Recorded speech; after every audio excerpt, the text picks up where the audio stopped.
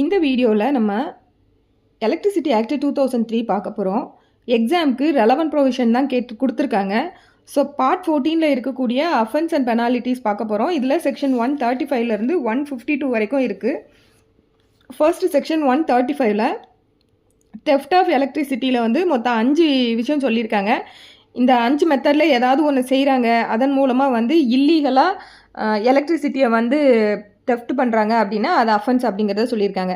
So first class ஏல என்ன சொல்கிறாங்க அப்படின்னா, ஏயை பார்க்கும்போது அதில் வந்து டைரெக்டாக ஹூக் பண்ணி நம்ம வந்து யாராவது வந்து இல்லீகலாக டேப்பிங் மூலமாக கரண்ட்டை வந்து இல்லீகலாக ட்ரா பண்ணுறதை பற்றி அதில் சொல்லியிருக்காங்க. ஸோ டைரக்ட் டேப்பிங் அப்படின்னு சொல்லும்போது ஓவர் ஹெட் லைன் இல்லைனா அண்டர் கிரவுண்ட் இல்லை அண்டர் வாட்டர் கேபிளில், அப்படி இல்லாட்டி லைசன்ஸி இல்லை சப்ளையருக்காக கொடுக்கப்பட்டிருக்க அந்த சர்வீஸ் ஒயர் ஃபெசிலிட்டிஸில் போயிட்டு எக்ஸ்டர்னலாக ஒரு லைனை போட்டு டேப்பிங் பண்ணுறதன் மூலமாக இல்லீகலாக டேப் பண்ணி இல்லை அன்ஆத்தரைஸ்டு கனெக்ஷனை கொடுத்து அதன் மூலமாக இல்லீகலாக எலக்ட்ரிசிட்டியை ட்ரா பண்ணி எடுக்கிறத பற்றி கிளாஸ் ஏல சொல்லியிருக்காங்க.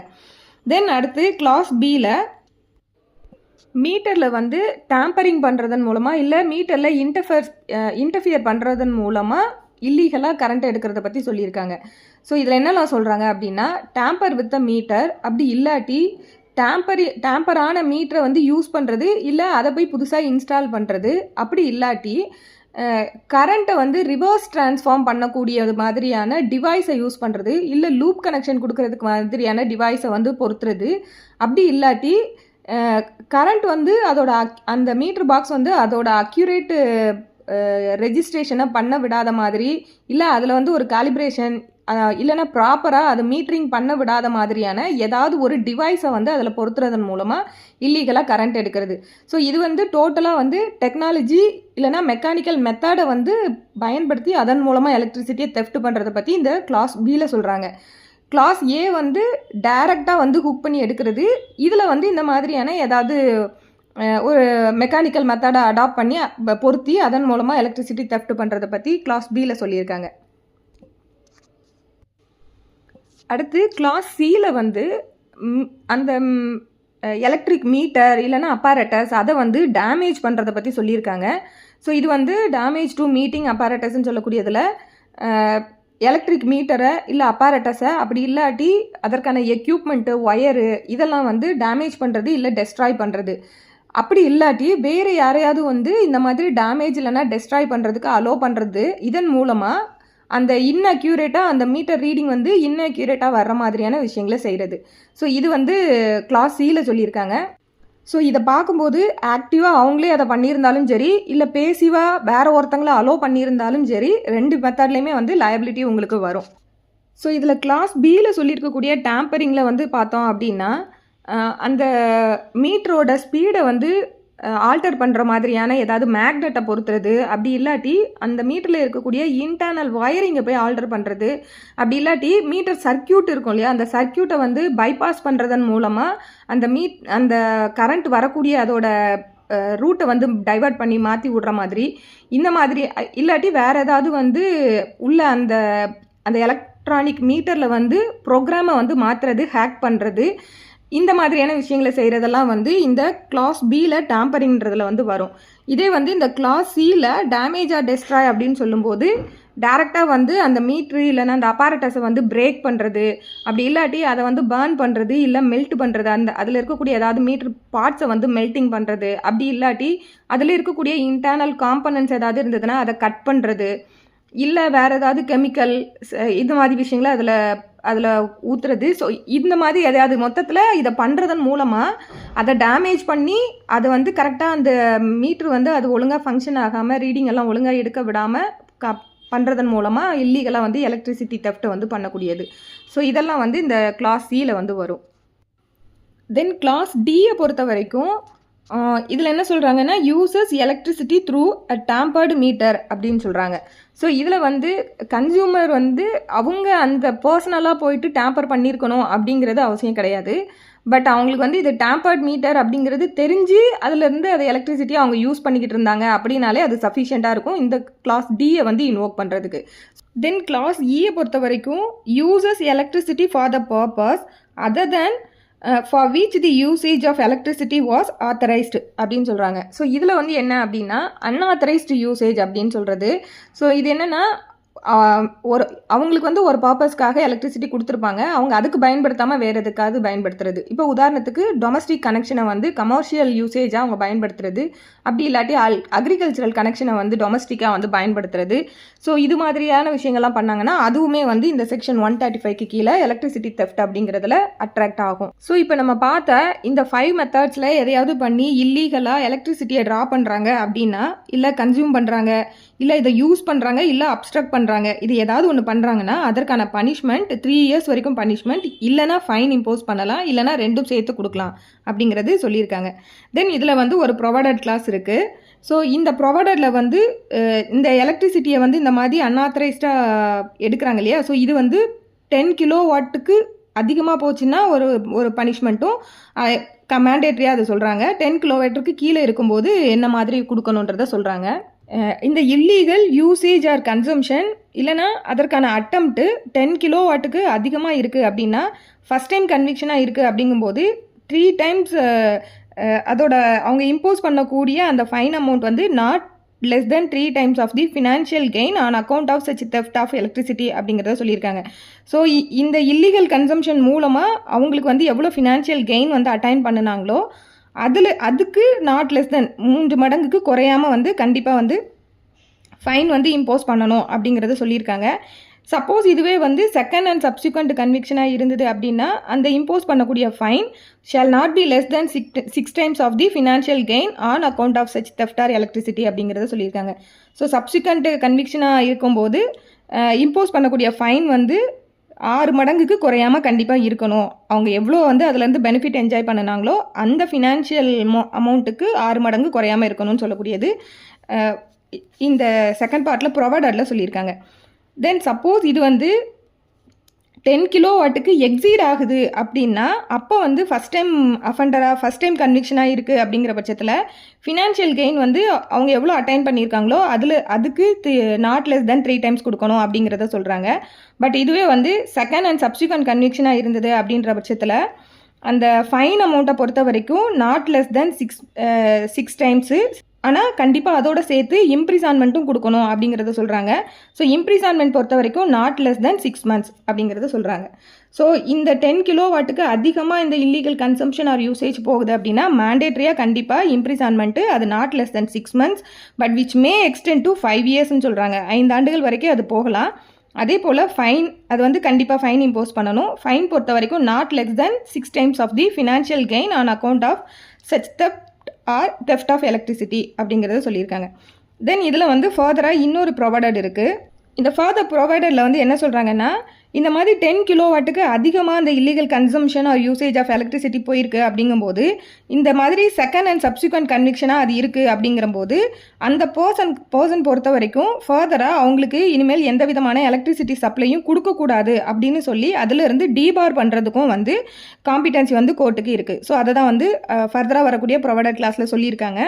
ஸோ இது வந்து எவ்வளோ நாளைக்கு வந்து அவங்களுக்கு இந்த சப்ளை ஆஃப் எலக்ட்ரிசிட்டிலேருந்து டீபார் பண்ண முடியும் அப்படின்னா for a period which shawl not be less than 3 monthsங்கிறதையும் சொல்லியிருக்காங்க. ஸோ 3 மாதங்களுக்கு குறையாத அளவுக்கு வந்து அந்த மாதிரி டீபார் பண்ணலாம். பட் இது எவ்வளோ நாளைக்கு எக்ஸ்டெண்ட் ஆகலாம்னா 2 years வரைக்கும் எக்ஸ்டெண்ட் ஆகலாம். ஸோ இந்த மாதிரி டீபார் பண்ணும்போது இந்த பர்டிகுலர் ஜெனரேட்டிங் ஸ்டேஷனில் இருந்து மட்டும் இல்லாமல் வேறு எந்த ஜென்ரேஷன் ஸ்டேஷனில் இருந்தோ இல்லை வேறு எந்த சோர்ஸ் மூலமாகவும் அவங்களுக்கு வந்து எலக்ட்ரிசிட்டியை சப்ளை பண்ணக்கூடாது அப்படிங்கிறதையும் சொல்ல முடியும். ஸோ இதெல்லாம் வந்து இந்த அடுத்த ப்ரொவைடரில் சொல்லியிருக்காங்க.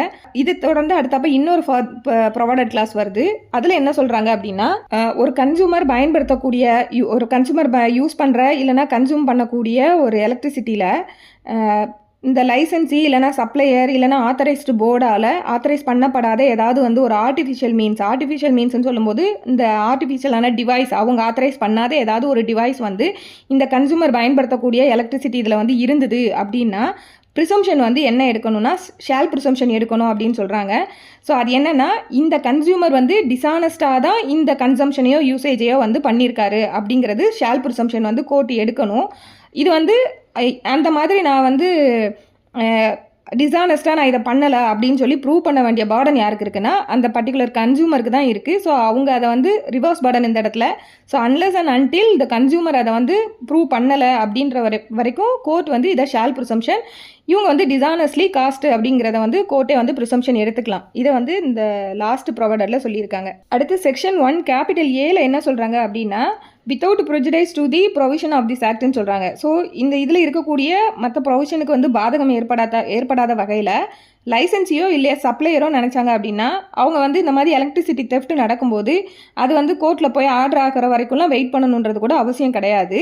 இம்மீடியட்டாக தெஃப்ட் நடக்குதுன்றதை அவங்க டிடெக்ட் பண்ணின உடனேயே இம்மீடியட்டாக இந்த எலக்ட்ரிசிட்டி சப்ளையை வந்து அவங்க டிஸ்கனெக்ட் பண்ணிடலாம் அப்படின்னு சொல்லக்கூடியது இந்த கிளாஸ் 1 கேபிட்டல் ஏல வந்து சொல்லியிருக்காங்க. ஸோ இது மாதிரி அவங்க டிஸ்கனெக்ட் பண்ணும்போது ஃபர்தராக அந்த லைசன்ஸி இல்லைனா சப்ளையர் இல்லைனா அதற்காக ஆத்தரைஸ் பண்ணப்பட்ட ஆஃபீஸர் யாராவது இருக்காங்க அப்படின்னா அந்த concern officer of the licensee or supplier அவங்க என்ன பண்ணணும்னா இம்மீடியட்டாக வந்து கன்சர்ன் ஜூரிஸ்டிக்ஷனல் போலீஸ் ஸ்டேஷனில் கம்ப்ளைண்ட்டை வந்து லாட்ஜ் பண்ணணும்.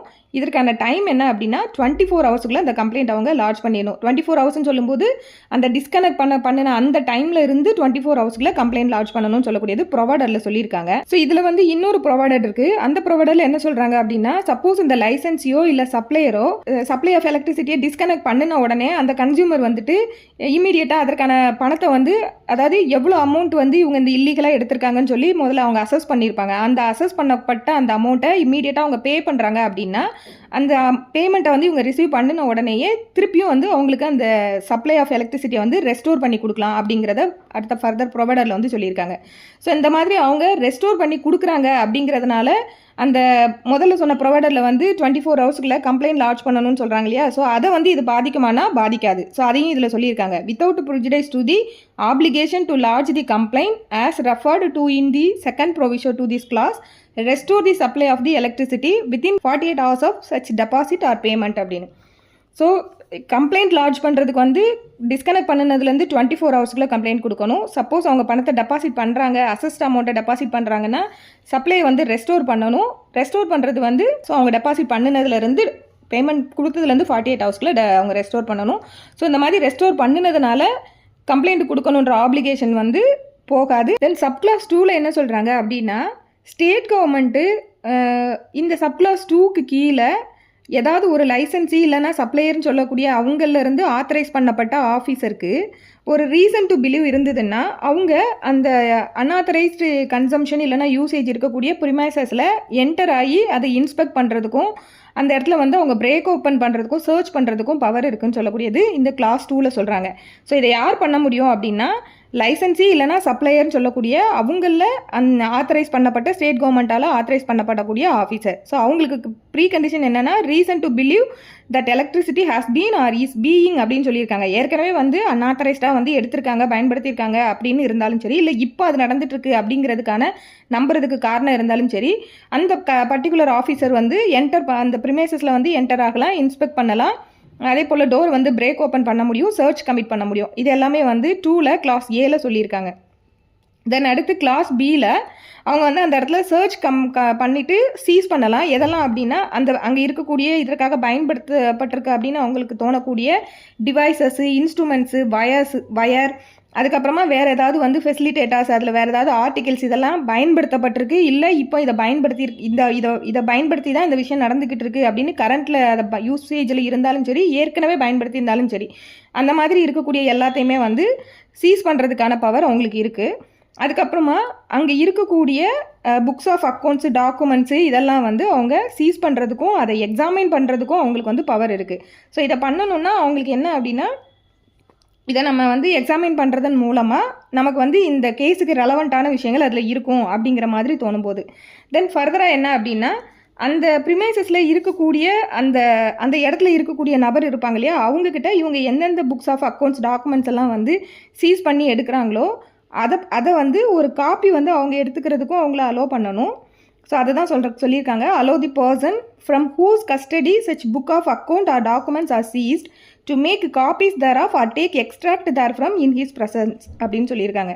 ஸோ யாரோட கஸ்டடியிலேருந்து இதெல்லாம் வந்து அவங்க எடுக்கிறாங்களோ அந்த நபரை வந்து காப்பி எடுத்துக்கிறதுக்கும் அதுலேருந்து எக்ஸ்ட்ராக்ட் எடுத்துக்கிறதுக்கும் வந்து அவரோட ப்ரெசன்ஸில் வந்து அவங்க வந்து அலோவ் பண்ணலாம். ஸோ இதெல்லாம் வந்து இந்த கிளாஸ் 2ல் சொல்லியிருக்காங்க. தென் கிளாஸ் 3ல் எந்தெந்த திங்ஸ் எல்லாம் வந்து இவங்க இந்த சீஸ் பண்ணி எடுக்கிறாங்களோ அந்த சர்ச் அண்ட் சீஸில் எடுக்கக்கூடிய அந்த திங்ஸோட லிஸ்ட்டை ப்ரிப்பேர் பண்ணி அந்த லிஸ்ட்டோட காப்பியை வந்து அந்த பிளேஸில் இருக்கக்கூடிய ஆக்குபெண்ட்டுக்கு, அப்படி இல்லாட்டி அவர் சார்பாக வேறு யாராவது ஒரு நபர் அதில் இருக்காரு அப்படின்னா அவங்கக்கிட்ட வந்து கொடுத்துட்டு சைன் வாங்கணும் அப்படிங்கிறதையும் வந்து இந்த கிளாஸ் 3ல் வந்து சொல்லியிருக்காங்க. ஸோ சர்ச் அண்ட் சீசரில் எடுக்கக்கூடிய அந்த திங்ஸ் எல்லாத்தையும் லிஸ்ட்டு ப்ரிப்பேர் பண்ணி அந்த ப்ரிமைசஸோட ஆக்குபெண்ட், அப்படி இல்லாட்டி அந்த பிளேஸில் அவருக்காக இருக்கக்கூடிய நபர்கிட்ட அவங்கக்கிட்ட வந்து அதில் சைன் வாங்கணும் ஒரு காப்பியை கொடுத்துட்டு. ஸோ இதெல்லாம் சொல்லக்கூடியது வந்து கிளாஸ் 3. தென் இதில் வந்து ஒரு ப்ரொவைடர் இருக்குது. ப்ரொவைடரில் என்ன சொல்கிறாங்க அப்படின்னா, இந்த சர்ச் அண்ட் சீசர்லாம் இந்த விஷயங்கள்லாம் வந்து பிட்வீன் சன்செட் அண்ட் சன்ரைஸுக்கு நடுவில் பண்ணுறாங்க அப்படின்ற பட்சத்தில் அந்த ப்ரிமைசஸோட அடல்ட் யார் ஆக்குபேஷனில் இருக்காங்களோ, அந்த ப்ரிமைசஸில் யார் ஆக்குபேஷன் இருக்காங்களோ அந்த ஆக்குபேஷனில் இருக்கக்கூடிய ஒரு மேல் மெம்பரோட ப்ரெசன்ஸில் தான் வந்து அவங்க இந்த இன்ஸ்பெக்ஷனை வந்து கண்டக்ட் பண்ணணும் அப்படின்னு சொல்லக்கூடியது ப்ரொவைடர் கிளாஸில் சொல்லியிருக்காங்க. ஸோ இதில் வந்து இந்த அடல்ட் மேல் மெம்பர் ஆஃப் தி ஆக்குபெண்ட் வந்து அந்த inspection between sunset and sunrise இருக்கும்போது மட்டும்தான் இது தேவை. மற்ற டைமை பொறுத்த வரைக்கும் அது நாட் நெசசரி. ஸோ இந்த டைமில் பண்ணுறாங்கன்னா அவரோட ப்ரெசன்ஸ் வந்து கண்டிப்பாக இருக்கணும். தென் கிளாஸ் 4 பொறுத்த வரைக்கும் இந்த மாதிரி அவங்க சர்ச் சீசர் எல்லாம் பண்ணும்போது சிஆர்பிசியில் சொல்லியிருக்கக்கூடிய ப்ரொவிஷன்ஸை வந்து ஃபாலோ பண்ணணும்னு சொல்லியிருக்காங்க. இதோட செக்ஷன் 135 கம்ப்ளீட் ஆகுது. தென் செக்ஷன் 136 இது வந்து theft of electric lines and materials. So இதில் வந்து கிளாஸ் 7ல் என்ன சொல்கிறாங்க அப்படின்னா, இந்த எலக்ட்ரிக் லைன்ஸு இல்லை மெட்டீரியல்ஸு இல்லை மீட்டர் இந்த மாதிரி இந்த எலக்ட்ரிசிட்டி தொடர்பு பட்ட ஏதாவது மெட்டீரியல் வந்து அது அந்த எலக்ட்ரிக் டவர் இருக்கக்கூடிய இடம், இல்லை எலக்ட்ரிக் போல், அப்படி இல்லாட்டி இந்த எலக்ட்ரிசிட்டி சம்மந்தப்பட்ட வேறு ஏதாவது இன்ஸ்டாலேஷன் இருக்கக்கூடிய ஒரு இடம், ஸோ இந்த மாதிரி இருக்கக்கூடிய ஒரு இடத்துல இருந்து அதை கட் பண்ணுறது இல்லை ரிமூவ் பண்ணுறது இல்லை அங்கேருந்து எடுத்துகிட்டு போகிறது. ஸோ இது வந்து ஈவன் டூரிங் டிரான்ஸ்போர்ட்டேஷன் வந்து இந்த விஷயத்த பண்ணினாங்கனாலும் அது அஃபென்ஸ் அப்படிங்கிறத சொல்கிறாங்க. பட் இது எப்படி பண்ணியிருக்கணும்னா without the consent of the licensee or owner அப்படின்றத சொல்லியிருக்காங்க. ஸோ லைசன்சியோட இல்லை ஓனரோட கன்சென்ட் இல்லாமல் அவங்க இந்த மாதிரி கட் பண்ணுறது இல்லை ரிமூவ் பண்ணுறது இல்லை எடுத்துகிட்டு போகிறது. ஸோ இது வந்து அவங்க ரைட்ஃபுல்லாக லாஃபுல்லாக ஒரு இடத்துல ஸ்டோர் பண்ணி வச்சுருக்க இடம், இல்லை ஸ்டாக் பண்ணி வச்சுருக்க இடம், இல்லை லொக்கேட் பண்ணியிருக்க இடம், இல்லை இந்த மாதிரி, இல்லை எங்கே வந்து அவங்க கீப் ஆன் அப்படின்ற மாதிரி அவங்க பராமரித்து வராங்களோ ஸோ அந்த மாதிரி இடங்கள்லேருந்து எடுத்துகிட்டு போகிறது. ஸோ இதில் என்ன சொல்கிறாங்கன்னா whether or not the act is done for profit or gain அப்படிங்கிறதையும் சொல்லியிருக்காங்க. ஸோ இந்த மாதிரி cut or remove or take away அப்படின்னு சொல்லும்போது இதை எடுத்துகிட்டு போகிறதன் மூலமாக அந்த பர்டிகுலர் நபருக்கு வந்து அவர் இதன் மூலமாக நமக்கு ஒரு ப்ராஃபிட் வரணும் அப்படிங்கிறத நோக்கத்தில் அதுக்காக அவர் எடுத்துகிட்டு போயிருந்தாலும் சரி, இல்லை அந்த மாதிரி நோக்கமே இல்லை ப்ராஃபிட்டுக்காக அவர் பண்ணலை அப்படின்னாலும், ரெண்டு எப்படி இருந்தாலுமே இந்த 136க்கு கீழே வந்து இது அட்ராக்ட் ஆகும். இது வந்து கிளாஸ் ஏ. கிளாஸ் பியை பொறுத்த வரைக்கும் இந்த மாதிரி எடுத்துகிட்டு போன பொருட்களை வந்து வேறு ஒரு இடத்துல போய் ஸ்டோர் பண்ணி வைக்கிறது, இல்லை அவங்களோட பொசஷனில் வச்சுக்கிறது, இல்லை அவங்களோட பொசஷனில் வந்து அதை மெயின்டைன் பண்ணுறது, ஏதாவது ஒரு ப்ரிமைசஸில் வச்சு அதோட கஸ்டடி அண்ட் கண்ட்ரோலை இவங்களே வச்சுக்கிறது. ஸோ அந்த மாதிரி பண்ணினாங்கனாலும் இதுவுமே வந்து அந்த கன்சென்ட் ஆஃப் தி ஓனர் இல்லைனா லைசன்ஸி அவங்களோடது இல்லாமல் அவங்க இந்த மாதிரி ஸ்டோர் பண்ணுறது, பொசஸ் பண்ணுறது, இல்லைனா கஸ்டடி கண்ட்ரோலை அவங்களே வச்சுக்கிறது.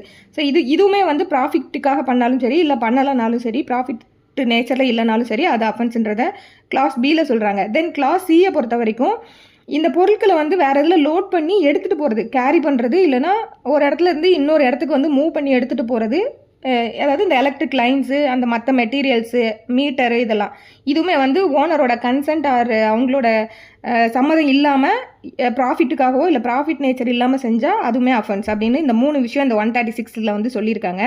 இதற்கான பனிஷ்மெண்ட் என்ன அப்படின்னா imprisonment which may extend to 3 years or fine or both. தென் அடுத்து இதில் வந்து கிளாஸ் 2ல் என்ன சொல்கிறாங்க அப்படின்னா, இதையே வந்து கண்டினியூஸாக திருப்பி இந்த அஃபென்ஸை பண்ணுறாங்க அப்படிங்கும்போது பனிஷ்மெண்ட் வந்து செகண்ட் ஆர் சப்சிக்வெண்ட் அஃபென்ஸுக்கு கொடுக்குறாங்க அப்படிங்கும்போது அதற்கு மினிமம் பனிஷ்மெண்ட் கண்டிப்பாக இம்ப்ரிசான்மெண்ட் பொறுத்த வரைக்கும் 6 monthsக்கு குறையாமல் இருக்கணும். பட் இது வந்து 5 ஆண்டுகள் வரைக்கும் நீடிக்க முடியும். அதே போல் கண்டிப்பாக ஃபைன் இம்போஸ் பண்ணணும். Along with fine also liable to fine சொல்லியிருக்காங்க. ஸோ ப்ளஸ் ஃபைன் பொறுத்த வரைக்கும் நாட் லெஸ் தென் 10,000 rupees அப்படிங்கிறது சொல்லியிருக்காங்க. ஸோ ஃபஸ்ட் டைம் அஃபெண்டராக இருக்கும்போது கண்டிப்பாக ஃபைன் இம்போஸ் பண்ணணும்னு அவசியம் இல்லை. Either imprisonment or fine or both. So discretion வந்து எதுனாலும் கோர்ட்டு கொடுக்கலாம். பட் செகண்ட் அண்ட் சப்சிக்வெண்ட் அஃபென்ஸை பொறுத்த வரைக்கும் மேண்டேட்ரியாக வந்து இம்ப்ரிசான்மெண்ட்டோட ஃபைனும் கொடுக்கணும் அப்படிங்கிறது கிளாஸ் 2ல் வந்து சொல்லியிருக்காங்க. தென் செக்ஷன் 137ல் punishment for receiving stolen property. So இப்போ யாராவது இந்த மாதிரி டிஸானஸ்ட்டாக வந்துட்டு ஸ்டோலன் மெட்டீரியல்ன்றதை தெரிந்து, அதாவது நோயிங்ஃபுல்லாக செஞ்சுருந்தாலும் சரி, இல்லைனா ரீசன் டு பிலீவ் அவங்களுக்கு இருந்தாலும் சரி, இது வந்து ஸ்டோலன் ப்ராப்பர்ட்டி அப்படின்னு, stolen electronic line or material அப்படின்றது நம்புறதுக்கான காரணம் இருந்தாலும் சரி, ஸோ டிஸானஸ்ட்டாக வந்து இந்த மாதிரி ஸ்டோலன் ஆர்டிகிள்ஸை ரிசீவ் பண்ணுறாங்க அப்படின்னா அதற்கான பனிஷ்மெண்ட் இம்ப்ரிசன்மெண்ட்டை பொறுத்த வரைக்கும் 3 years வரைக்கும் எக்ஸ்டெண்ட் ஆகலாம், இல்லைனா ஃபைன் இம்போஸ் பண்ணலாம், இல்லைனா ரெண்டும் சேர்த்து கொடுக்கலாம் அப்படின்னு சொல்லக்கூடியது 137. Then section 138 interference with meters or works of licence. இந்த 138ல் ஃபர்ஸ்ட் என்ன சொல்கிறாங்க அப்படின்னா, லைசன்ஸினால் எலக்ட்ரிசிட்டி சப்ளை வந்து கரெக்டாக போகிறதுக்காக லைசன்ஸி ப்ரொவைட் பண்ணின எலக்ட்ரிக் லைனில் அன்ஆத்தரைஸ்டாக போயிட்டு வேறு ஏதாவது ஒரு மீட்டரையோ இல்லை இண்டிகேட்டர் இல்லை அப்பாரட்டஸ் இந்த மாதிரி எதையாவது வந்து அன்ஆத்தரைஸ்டாக போய் கனெக்ட் பண்ணுறது. ஸோ இது வந்து ஃபஸ்ட்டு சொல்கிறாங்க. தென் அடுத்து அப்படி இல்லாட்டி அதை வந்து டிஸ்கனெக்ட் பண்ணுறதையும் அதில் சொல்கிறாங்க.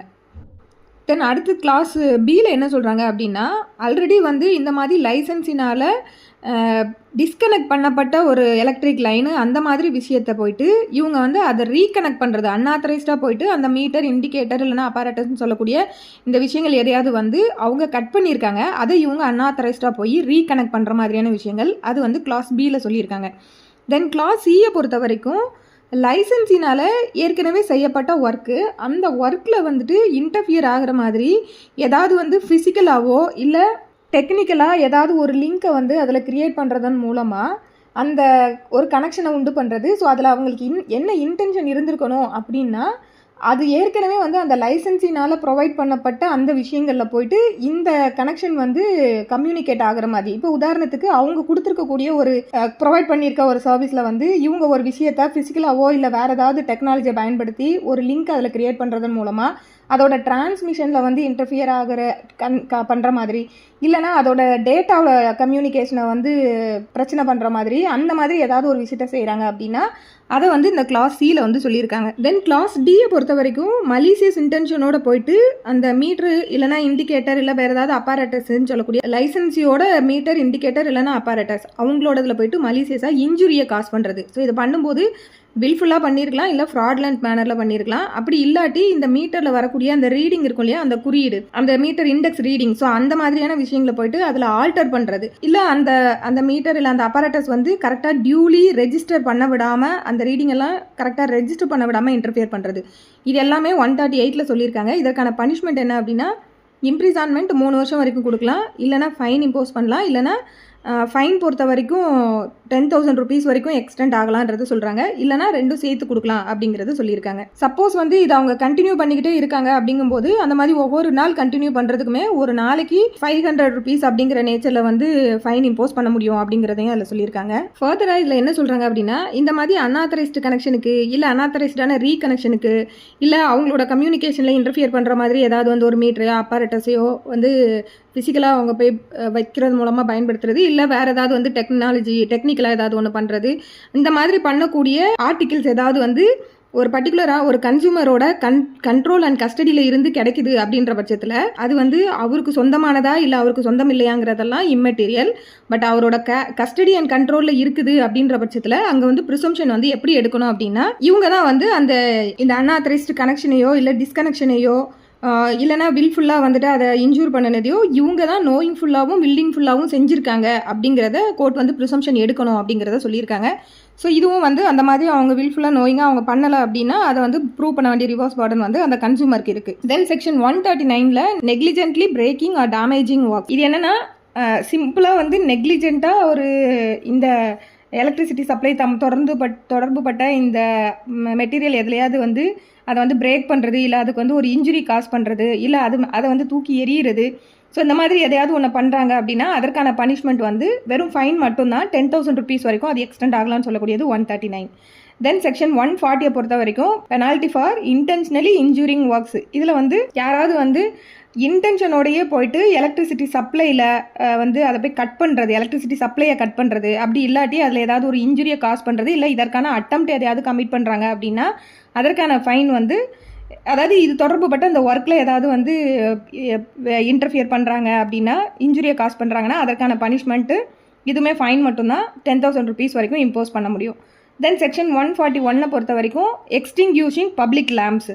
இது வந்து அந்த பொதுமக்கள் பயன்படுத்துறதுக்காக இருக்கக்கூடிய பப்ளிக் லேம்பை போயிட்டு யாராவது வந்து அணைய வைக்கிறது. ஸோ இது வந்து மலிஷியஸாக வந்து பண்ணியிருக்கணும் அப்படிங்கிறத சொல்லியிருக்காங்க. So maliciously extinguishing any public lamp shall be punishable with fine may extend to 2000 rupees அப்படிங்கிறத சொல்லியிருக்காங்க. ஸோ இதில் இந்த எக்ஸ்டிங்யூஸ்மெண்ட் அப்படின்னு சொல்லும்போது சுவிட்ச் ஆஃப் பண்ணுறது, அப்படி இல்லாட்டி போயிட்டு பவர் சப்ளையை வந்து அந்த லேம்புக்கு பப்ளிக் லேம்புக்கு போகக்கூடிய பவர் சப்ளையை கட் பண்ணுறது, இல்லைனா அந்த பல்பு லைட் இதை வந்து ரிமூவ் பண்ணிடுறது, இல்லை அதுக்கு ஏதாவது டேமேஜ் காஸ் பண்ணுறது, இல்லை அது மேலே வந்து எதையாவது தூக்கி எரிஞ்சு உடைக்கிறது, அப்படி இல்லாட்டி அதுக்கு போகக்கூடிய கரண்ட் சப்ளையை வந்து பிளாக் பண்ணுறது. ஸோ அந்த மாதிரி எது பண்ணினாலுமே இதுக்கு கீழே அட்ராக்ட் ஆகும். ஸோ இந்த இடத்துல வந்து செக்ஷன் 135க்கும் அதாவது எலக்ட்ரிசிட்டி தெஃப்ட்டுக்கும் 138 சொல்லியிருக்கக்கூடிய interference with the meter or works of லைசன்ஸிக்கும் வந்து என்ன டிஃப்ரென்ஸ்ன்றது பார்த்துடலாம். இதில் என்னென்னா செக்ஷன் 135 பொறுத்த வரைக்கும் அதோட கோர் ஐடியா வந்து எலக்ட்ரிசிட்டி தெஃப்ட் தான் கோர் ஐடியா. பட் 138 பொறுத்த வரைக்கும் அங்கே தெஃப்ட்டுன்ற ஒரு விஷயம் வந்து இருந்திருக்கணுன்ற அவசியமே கிடையாது.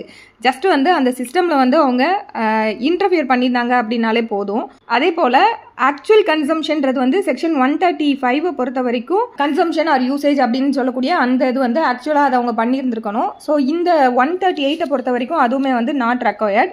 அதே போல் 135 வந்து அதோட நேச்சர் கொஞ்சம் சீரியஸாக மோர் சீரியஸ்ன்ற மாதிரி இருக்கும். 138 வந்து கம்பேரட்டிவ்லி லெஸ் சீரியஸாக இருக்கும். Then section 142 punishment for non compliance of direction by appropriate commission.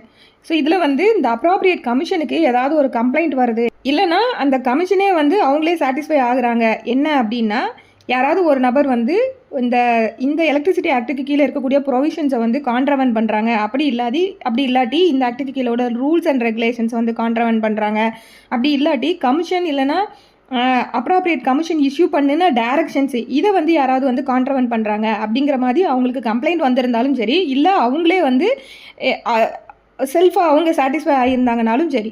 So இந்த மாதிரி ஒரு சிச்சுவேஷன் வரும்போது ஸோ யார் இந்த கான்ட்ரவென்ஷனை கமிட் பண்ணுறாங்களோ அவங்களுக்கு வந்து ப்ராப்பராக வந்து நோட்டீஸ் கொடுத்துட்டு ஆப்பர்ச்சுனிட்டி ஆஃப் பீயிங் ஹியர்டெல்லாம் கொடுத்துட்டு ரைட்டிங்கில் வந்து ஆர்டர் பாஸ் பண்ணலாம் அப்படின்னு சொல்லியிருக்காங்க. ஸோ என்ன ஆர்டர் பாஸ் பண்ணலாம் அப்படின்னா, அவங்க வந்து இந்த இடத்துல பெனாலிட்டி வந்து ஃபைன் தான் இம்போஸ் பண்ண முடியும். ஸோ அந்த அமௌண்ட்டை பொறுத்த வரைக்கும் நாட் எக்ஸீடிங் 1 lakh rupees அப்படிங்கிறத சொல்லியிருக்காங்க.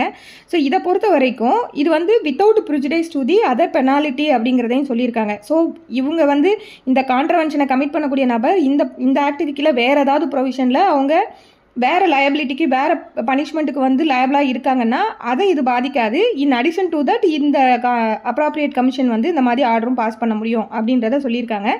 ஸோ பனிஷ்மெண்ட்டை பொறுத்த வரைக்கும் பெனால்ட்டி பொறுத்த வரைக்கும் shawl not exceed 1 lakh rupees அப்படின்றது சொல்லியிருக்காங்க. தென் அடுத்து சப்போஸ் வந்து கான்ட்ரவென்ஷனை வந்து கண்டினியூ பண்ணிக்கிட்டே இருக்காங்க அப்படின்னா அதுக்கு அடிஷ்னல் பெனாலிட்டியும் இம்போஸ் பண்ண முடியும். ஸோ இது என்னையிலேருந்து அப்படின்னா ஃபஸ்ட்டு கான்ட்ரவென்ஷனை வந்து என்னைக்கு பண்ணினாங்களோ அதில் இருந்து அவங்க கண்டினியூ பண்ணக்கூடிய ஒவ்வொரு நாளைக்கும் அடிஷ்னல் பெனாலிட்டி வந்து 6000 rupees வந்து இம்போஸ் பண்ண முடியும். ஸோ இதெல்லாம் வந்து செக்ஷன் 142. தென் செக்ஷன் 143ல் பவர் டு அட்ஜுடிகேட். இப்போ வந்து இந்த அட்ஜுடிகேட் பண்ணக்கூடிய இந்த அப்ராப்ரியேட் கமிஷன் வந்து அவங்க அட்ஜுடிகேஷன் பவர் மூலமாக தான் அவங்க அந்த பெனாலிட்டி இம்போஸ் பண்ண போகிறாங்க. ஸோ அந்த மாதிரி பண்ணும்போது அவங்களுக்கு என்னென்ன பவர்ஸ்லாம் இதில் இருக்குது அப்படிங்கிறத வந்து இந்த 143ல் சொல்லியிருக்காங்க. ஸோ அவங்க வந்து என்கொயரி கண்டக்ட் பண்ண முடியும் அப்படிங்கிறத சொல்கிறாங்க. தென் அடுத்தப்போ வந்து அந்த மாதிரி என்கொயரி கண்டக்ட் பண்ணும்போது ரூல்ஸில் வந்து என்ன ப்ரெஸ்கிரைப் பண்ணி கொடுத்துருக்காங்களோ அந்த மேனரில் இருக்கணும். அதே போல் reasonable opportunity of being heard வந்து கண்டிப்பாக கொடுத்துருக்கணும். அதுக்கப்புறம் தான் பெனால்ட்டி இம்போஸ் பண்ணணும் அப்படிங்கிறது. ஸோ அவங்க என்கொயரி கண்டக்ட் பண்ணும்போது அவங்களுக்கு வந்து அந்த விசாரணைக்கு தேவைப்படக்கூடிய நபர்களோட அட்டெண்டன்ஸை வந்து செக்யூர் பண்ணுறதுக்காக அவங்க வந்து சம்மன் இஷ்யூ பண்ண முடியும்.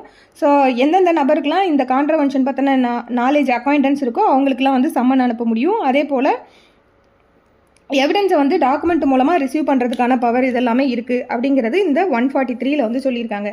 தென் செக்ஷன் 144ல் factors to be taken into account by adjudicating officer. So இந்த அட்ஜுடிகேட்டிங் ஆஃபீஸர் அந்த பெனாலிட்டி இம்போஸ் பண்ணுறதுக்கு முன்னாடி எந்தெந்த விஷயங்களெல்லாம் டேக்கன் இன்டு கன்சிடரேஷன் அப்படிங்கிறது இதில் சொல்லியிருக்காங்க. ஸோ அந்த குவாண்டமாக அவங்க டிசைட் பண்ணும்போது எந்தெல்லாம் கன்சிடர் பண்ணணும்னா, எவ்வளோ அமௌண்ட் வந்து அவங்க வந்து இதன் மூலமாக டிஸ்ப்ரொபோர்ஷனேட்டாக வந்து அவங்க அட்டைன் பண்ணியிருக்காங்களோ, இல்லை வேறு என்ன அன்ஃபேர் அட்வான்டேஜ் வந்து அதை வந்து மானிட்டரி டேர்மில் வந்து குவான்டிஃபை பண்ணக்கூடிய நேச்சரில் இருக்கும்போது எவ்வளோ அன்ஃபேர் அட்வான்டேஜை மானிட்டரி வேல்யூவில் குவான்டிஃபை பண்ண முடியும் அப்படிங்கும்போது அதை வந்து கன்சிடரேஷனுக்கு எடுத்துக்கணும். அதுக்கப்புறமா வந்து எவ்வளோ ரிப்பிட்டேட்டிவ் நேச்சரில் வந்து இதை திருப்பி பண்ணியிருக்காங்களா, இல்லை ஏதோ ஒரு நேரம் தான் கம்ப்ளீட் பண்ணியிருக்காங்களா, ஸோ இந்த விஷயத்தையும் வந்து கன்சிடரேஷனுக்கு எடுத்துகிட்டு அந்த பெனாலிட்டியை வந்து அமௌண்ட்டை வந்து டிசைட் பண்ணும்போது இதை கன்சிடரேஷனுக்கு எடுக்கணும். தென் செக்ஷன் 145ல் சிவில் கோர்ட்டோட ஜூரிஸ்டிக்ஷனை ஊஸ்ட் பண்ணுறாங்க. ஸோ எல்லா விஷயங்கள்லையும் சிவில் கோர்ட் ஜூரிஸ்டிக்ஷனை வந்து பார் பண்ணலை.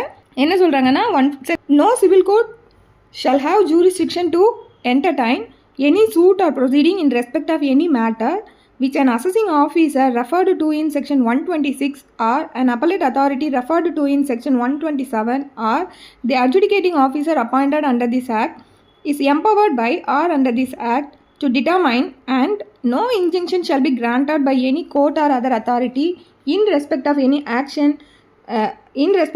action taken or to be taken in pursuance of any power conferred by or under this act.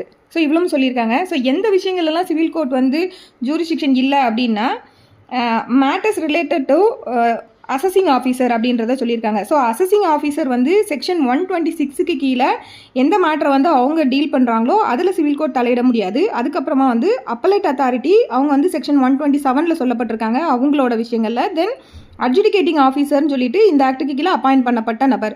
So இவங்க ஹேண்டில் பண்ணக்கூடிய அந்த மேட்டர்ஸில் வந்து சிவில் கோர்ட்டுக்கு ஜூரிஸ்டிக்ஷன் கிடையாது. அதோடு சேர்த்து இந்த விஷயங்கள் தொடர்பு பட்டதில் சிவில் கோர்ட் வந்து இன்ஜெக்ஷனும் வந்து கொடுக்கக்கூடாது. சிவில் கோர்ட்டோ இல்லை வேறு எந்த அத்தாரிட்டியுமே வந்து இன்ஜெக்ஷனும் கொடுக்கக்கூடாது அப்படிங்கிறத இந்த செக்ஷன் 145ல் சொல்லியிருக்காங்க.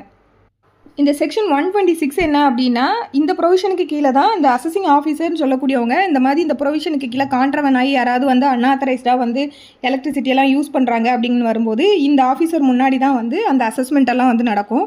ஸோ அவர் அசஸ் பண்ணி கொடுப்பார் அந்த வேல்யூ எல்லாம். ஸோ அதில் வந்து யாராவது அக்ரீவ் ஆகுறாங்க அப்படின்னா அவங்க வந்து அப்பீல் வந்து 127க்கு கீழே போக முடியும். ஸோ இதை தான் வந்து இந்த 126, 127லலாம் வந்து சொல்லியிருக்காங்க. தென் செக்ஷன் 146 இது வந்து punishment for non compliance of orders or direction. இதில் செக்ஷன் 142க்கும் 146க்கும் என்ன டிஃப்ரென்ஸ் அப்படின்னு பார்த்தோன்னா செக்ஷன் 142 வந்து ரெகுலேட்டரி சிவில் பெனாலிட்டி அப்படிங்கிற நேச்சரில் இருக்கும். 146 பொறுத்த வரைக்கும் அது வந்து கிரிமினல் பனிஷ்மெண்ட்டு. அதே போல் 142 பொறுத்த வரைக்கும் அது வந்து அப்ராப்ரியேட் கமிஷன் சொல்லக்கூடிய அவங்க வந்து பாஸ் பண்ணக்கூடிய ஆர்டர். அது வந்து நமக்கு சென்ட்ரல் லெவல்லையும் ஸ்டேட் லெவல்லையும் தனித்தனியாக 2 கமிஷன் இருக்காங்க, CERC SERCன்னு சொல்லி. 146 பொறுத்த வரைக்கும் கிரிமினல் கோர்ட்டு தான் வந்து இந்த பனிஷ்மெண்ட்டை வந்து கொடுக்க முடியும். தென் செக்ஷன் 142 பொறுத்த வரைக்கும் கம்ப்ளைண்ட் வந்து யார் வேணும்னாலும் கொடுக்கலாம். இல்லைனா அந்த அப்ராப்ரியேட் கமிஷன் வந்து அவங்களே வந்து சாட்டிஸ்ஃபை ஆகுறாங்க அப்படின்னா அவங்களே வந்து சோமோட்டோவும் எடுக்க முடியும். இங்கே 146 பொறுத்த வரைக்கும் த்ரூ ப்ராசிக்யூஷன் கோர்ட் மூலமாக நடக்கக்கூடியது. தென் இந்த 142 பொறுத்த வரைக்கும் ஆப்பர்ச்சுனிட்டி ஆஃப் பீயிங் ஹியர்டு அப்படின்னு சொல்லக்கூடியது வந்து மேண்டேட்ரி. நமக்கு இங்கே வந்து ட்ரையல் ப்ரொசீஜர் எப்படி நமக்கு CRPC இப்போ BNSSல சொல்லியிருக்க அந்த ப்ரொசீஜர். தென் அடுத்து 142 பொறுத்த வரைக்கும் பெனாலிட்டி. இது வந்து கண்டிப்பாக பெனாலிட்டி, அதுவும் மணி தான், அதுதான் வந்து பெனால்ட்டியாக இருக்கும். அங்கே இம்ப்ரீசான்மெண்ட் கொடுக்க முடியாது. பட் 146 பொறுத்த வரைக்கும் இம்ப்ரீசான்மெண்ட்டும் கொடுக்க முடியும், ஃபைனு எல்லாமே வரும். தென் 142 பொறுத்த வரைக்கும் 1 lakh வரைக்கும் வந்து கான்ட்ரவென்ஷனுக்கு அவங்க பெனால்ட்டி இம்போஸ் பண்ண முடியும். 146 பொறுத்த வரைக்கும் 3 months வரைக்கும் இம்ப்ரீசான்மெண்ட்டு கொடுக்க முடியும். அதோட சேர்த்து ஃபைனும் வந்து அவங்க கொடுக்கலாம். ஃபைனை பொறுத்த வரைக்கும் 1 lakhs வரைக்கும், இல்லைனா 2 சேர்த்து கொடுக்கலாம். தென் கண்டினியூங் ஃபெயிலியர் இருந்ததுன்னா 142 பொறுத்த வரைக்கும் 6,000 வரைக்கும் பர் டே இம்போஸ் பண்ண முடியும். 146 பொறுத்த வரைக்கும் 5,000 பர் டே ஆஃப்டர் கன்விக்ஷன் அது. ஸோ அந்த மாதிரி இருக்கும். 142 பொறுத்த வரைக்கும் வித்தவுட் ப்ரிஜுடைஸ் டு அதர் பெனாலிட்டின்னு சொல்லியிருப்பாங்க. ஸோ அதனால் மற்ற ப்ரொவிஷனுக்கு கீழே உள்ளதெல்லாம் வந்து அது பாதிக்காது. ஆனால் இது 146 பொறுத்த வரைக்கும் அது வந்து இண்டிவிஜுவலாகவே தனியாக ஒரு இண்டிபெண்ட் கிரிமினல் லயபிலிட்டிங்கிற நேச்சரில் இருக்கும். ஸோ இதுதான் அந்த 2 ப்ரொவிஷனுக்கும் இருக்கக்கூடிய டிஃப்ரென்ஸு.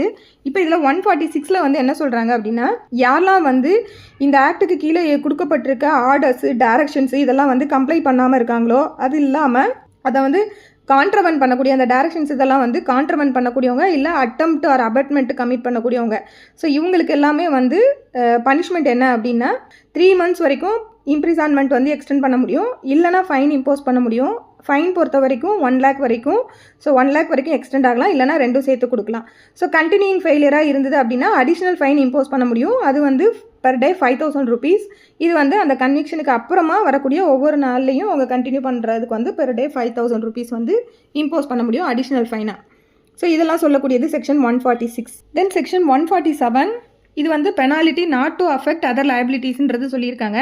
இதில் என்னென்னா இந்த சட்டத்துக்கு கீழே இம்போஸ் பண்ணக்கூடிய பெனாலிட்டியை பொறுத்த வரைக்கும் அது in addition to other liability தான் இருக்குமே தவிர்த்துட்டு அது வந்து மற்ற லயபிலிட்டிஸை வந்து பாதிக்காது அப்படிங்கிறத சொல்கிறாங்க. ஸோ மற்ற லயபிலிட்டின்னு சொல்லும்போது மற்ற ப்ரொவிஷனுக்கு கீழே வந்து ஒரு பனிஷ்மெண்ட்டு அது வந்து இம்ப்ரிசான்மெண்ட்டாக இருக்கட்டும், இப்போ ஃபைனாக இருக்கட்டும் அந்த மாதிரி பனிஷ்மெண்ட் கொடுக்குறத பாதிக்காது. அதே போல் வேறு ஏதாவது ப்ரொவிஷனுக்கு கீழே லைசன்ஸை கேன்சல் பண்ணுறது இல்லை லைசன்ஸை டோட்டலாக வந்து ரிவோகேஷன் ஆஃப் லைசன்ஸு, ஸோ அந்த மாதிரியான லயபிலிட்டியெல்லாம் இந்த பெனாலிட்டி வந்து பாதிக்காது. இந்த ஆக்டுக்கு கீழே சொல்லப்பட்டிருக்க பெனால்ட்டிஸ்ன்றது அதெல்லாம் பாதிக்காதுன்னு 147 சொல்கிறாங்க. தென் 148 பொறுத்த வரைக்கும் penalty where works belongs to government. Appropriate government வந்து இப்போ இந்த எலக்ட்ரிசிட்டி சப்ளை தொடர்புப்பட்ட விஷயங்கள் எல்லாம் அவங்க பண்ணுறாங்க, கவர்மெண்ட்டே பண்ணுறாங்க. அப்படிங்கும்போது அந்த இடத்துல நம்ம இவ்வளோ நேரம் பார்த்த எல்லா ப்ரொவிஷன்ஸும் வந்து அங்கேயும் அப்ளை ஆகும் அப்படின்றது நம்ம டீம் பண்ணிக்கணுன்றது 148 சொல்கிறாங்க. தென் 149 அஃபென்சஸ் பை கம்பெனிஸில் அஃபென்ஸ் வந்து கம்பெனியால் அஃபென்ஸ் கமிட் பண்ணப்படுது அப்படிங்கும்போது அந்த கம்பெனிக்கான ரெஸ்பான்சிபிள் பர்சன் யாரோ இல்லைனா டே டு டே ஆக்டிவிட்டீஸை வந்து பார்க்கக்கூடிய இன்சார்ஜ் நபர் யாரோ அவங்க லயபிள்னு சொல்கிறாங்க. அதோடு சேர்த்து கம்பெனியும் வந்து லயபிள் ஃபார் பெனால்ட்டின்னு சொல்லும்போது லயபிள் ஃபார் பனிஷ்மெண்ட்டுன்னு சொல்லும்போது கம்பெனியை பொறுத்த வரைக்கும் ஃபைன் இம்போஸ் பண்ண முடியும். தென் அடுத்து ப்ரொவைடரில் வந்து சப்போஸ் இந்த ரெஸ்பான்சிபிள் ஆர் இன்சார்ஜ் பர்சன் வந்து நான் வந்து டியூ டெலிஜென்ஸோடு தான் செயல்பட்டேன், என்னோட நாலேஜ் இல்லாமல் நடந்திருக்குன்னு ப்ரூவ் பண்ணுறாருன்னா அப்போ அவருக்கு அந்த லயபிலிட்டி வராது.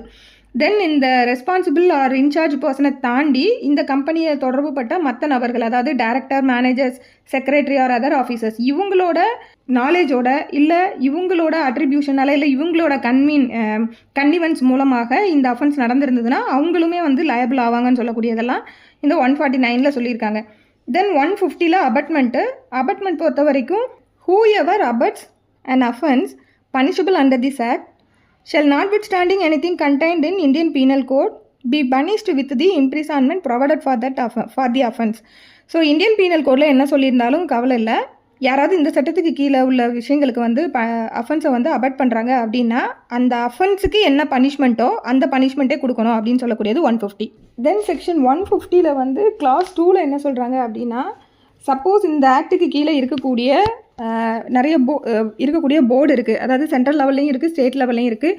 ஸோ அந்த மாதிரியாக அதில் இருக்கக்கூடிய போர்டில் எம்ப்ளாயியாக இருக்கக்கூடிய நபர்களோ இல்லை இந்த சட்டத்துக்கு கீழே லைசன்ஸ் வாங்கி வச்சுருக்க லைசன்சி, இந்த மாதிரியான நபர்கள் வந்து இந்த சட்டத்துக்கு கீழே ப்ராஹிபிட் பண்ணக்கூடிய அஃபென்ஸில் வந்து அஃபென்ஸை பண்ணுறதுக்கு அவங்க போய் ஒரு அக்ரிமெண்ட்டில் என்டர் ஆகுறாங்க. இல்லைனா அவங்க செய்ய வேண்டிய இந்த அஃபென்ஸ் எல்லாம் வந்து நடக்கிறதுக்கு ப்ரிவென்ட் பண்ணுறதுக்கு செய்ய வேண்டிய விஷயங்களை செய்யாமல் அப்ஸ்டைன் ஆகுறாங்க அப்படின்னாலும், அப்படி இல்லாட்டி வேறு யாராவது செய்கிறதுக்கு பெர்மிட் பண்ணுறாங்க, கன்சீல் பண்ணுறாங்க, நடக்கக்கூடிய அஃபென்ஸை வந்து கன்சீல் பண்ணுறாங்க, அப்படி இல்லாட்டி அந்த மாதிரியான ஆக்டிவிட்டீஸில் வந்து இன்வால்வ் ஆகுறாங்க அப்படின்னா, ஸோ அது வந்து சட்டத்துக்கு கீழே சொல்லப்பட்டிருக்க ப்ராஹிபிட் பண்ணக்கூடிய விஷயங்கள். அப்படி இல்லாட்டி எலக்ட்ரிசிட்டி தெஃப்ட் தொடர்புப்பட்ட எந்த விஷயமா இருந்தாலும் அதில் அவங்களே வந்து இன்வால்வ் ஆகுறாங்கும் போது அவங்களுக்கான பனிஷ்மெண்ட் என்னென்னா இம்ப்ரிசான்மெண்ட் 3 years வரைக்கும் எக்ஸ்டெண்ட் ஆகலாம், இல்லைனா ஃபைன், இல்லைனா ரெண்டும் சேர்த்து கொடுக்கலாம் அப்படிங்கிறது கிளாஸ் 2 சொல்லியிருக்காங்க. தென் கிளாஸ் 3 பொறுத்த வரைக்கும் இதில் கிளாஸ் 3 வந்து என்ன சொல்கிறாங்க அப்படின்னா, அதாவது இந்த சட்டத்துக்கு கீழே வந்து ஒரு கான்ட்ராக்டர் இல்லைனா சூப்பர்வைசர் இல்லை வேறு ஏதாவது ஒரு ஒர்க்கர் அப்படின்ற கெப்பாசிட்டியில் வரக்கூடிய நபர்கள், அதாவது இவங்க வந்து இந்த கான்ட்ராக்டர், சூப்பர்வைசர் இல்லை ஒர்க்கர்னு சொல்லி ஏற்கனவே வந்து ஒரு லைசன்ஸோ இல்லை சர்டிஃபிகேட்டோ இல்லை ஒரு பெர்மிட்டோ வந்து வாங்கி வச்சுருக்கக்கூடிய இந்த நபர்கள் செக்ஷன் 135 இல்லை 136 இல்லை 137 138க்கு கீழே இருக்கக்கூடிய ப்ரெஸ்கிரைப் பண்ணப்பட்டிருக்க அஃபென்ஸை வந்து கமிட் பண்ணுறதுக்கு யாரையாவது அபட் பண்ணுறாங்க அப்படின்ற மாதிரி சூழ்நிலை வரும்போது அவங்களுக்கு அந்த லைசன்ஸ் இல்லை பெர்மிட்டு இல்லைனா அந்த சர்டிஃபிகேட்டுன்னு சொல்லக்கூடியதை வந்து கேன்சல் பண்ணிடணும் லைசன்சிங் அத்தாரிட்டி அப்படிங்கிறத வந்து இந்த கிளாஸ் 3 வந்து சொல்லியிருக்காங்க. அதாவது அவங்க அதை அபட் பண்ணினதுக்கான பனிஷ்மெண்ட் உண்டு, அதோட சேர்த்து இதையும் சேர்த்து இந்த கன்விக்ட் பண்ணப்படும் போது இதையும் வந்து கேன்சல் பண்ணலான்னு சொல்லக்கூடியது இந்த செக்ஷன் 150 கிளாஸ் 3. ஸோ இந்த மாதிரி லைசன்சிங் அத்தாரிட்டி வந்து இந்த இதை கேன்சல் பண்ணும்போது அவங்களுக்கு ஆப்பர்ச்சுனிட்டி ஆஃப் பீயிங் ஹேர்டு கொடுத்துட்டு தான் கேன்சல் பண்ணணுன்றது ப்ரொவைடட் கிளாஸில் சொல்லியிருக்காங்க.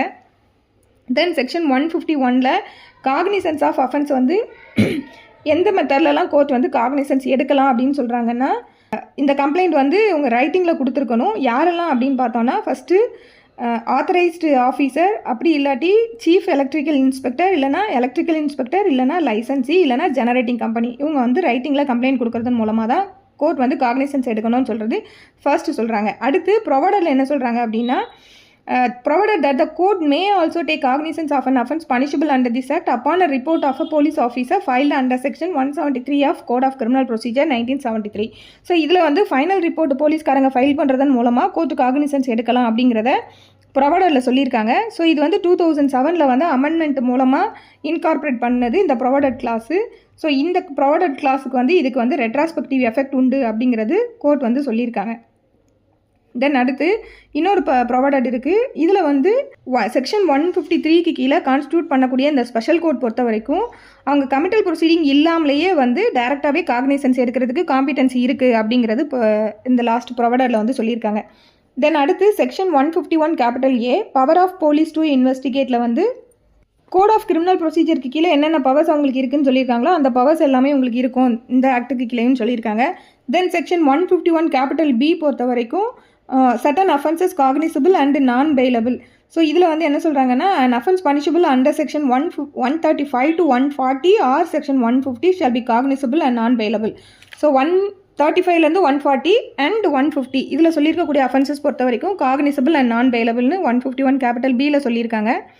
தென் அடுத்து இது எல்லாமே வந்து நமக்கு 2007 வந்து இன்கார்பரேட் பண்ணினது.